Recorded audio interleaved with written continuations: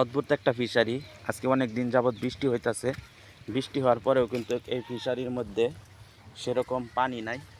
কারণ গতকালকেও বৃষ্টি হয়েছে, পরশুদিনও বৃষ্টি হয়েছে। আর এটার এই সাইডে হইতাছে বিল।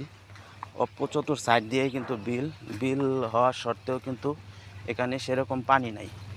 আর এখানকার দৃশ্যটা অত্যন্ত ভালো লাগছে।